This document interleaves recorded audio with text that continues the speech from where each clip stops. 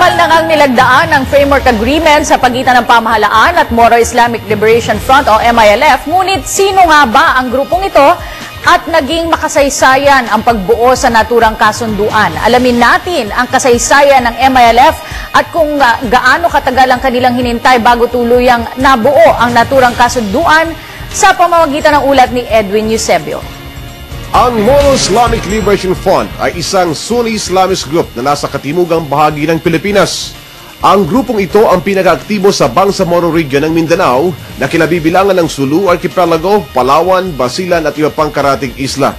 Samantala, ang MNLF o Moro National Liberation Front ay isa namang Islamist group na nabuo noong 1960. Kasunod ito ng Gabida Massacre na nag-ugat para bigyan daan ang Bangsamoro Autonomy sa katimugang Pilipinas.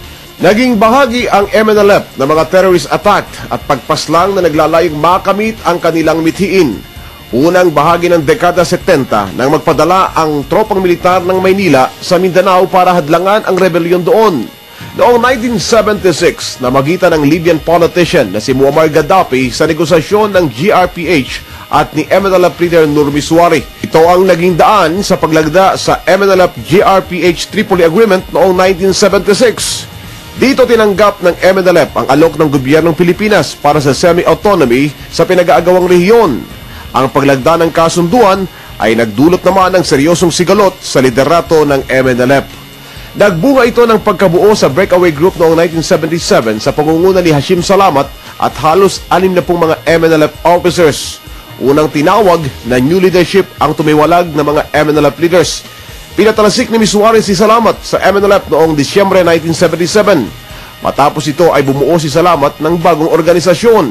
Una sa Cairo, Egypt at noong 1980 ay sa Lahore, Pakistan. Taong 1984 nang tuluyang maitatag ang Moro Islamic Liberation Front. Ang diktador na si Muammar Gaddafi ang naging matatag na tiga-suporta ng umusbong na MILF. Noong Enero 1987, tinanggap ng MNLF ang alok na semi-autonomy ng GRP.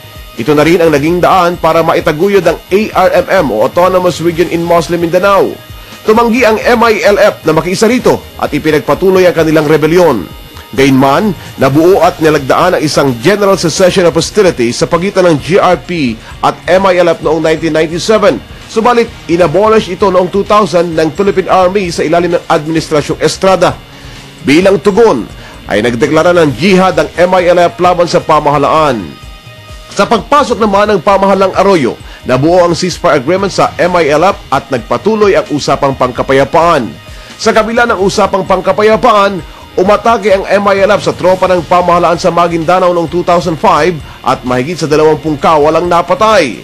Sa kabila ng mga nasabing karahasan at di pagkakaunawaan, ay hindi nawala ang hangarin ngayon ng pamahalaan ni Pangulong Benigno Simeon Aquino III na makamit naman ang kapayapaan pa rin sa Mindanao. Determinado at naniniwala ang pamahalang Aquino na nais rin ng MILF ang kapayapaan at tuluyang wakasan na ang ilang dekadang kaguluhan sa Mindanao. Para sa Telebisyon ng Bayan, Edwin Eusebio.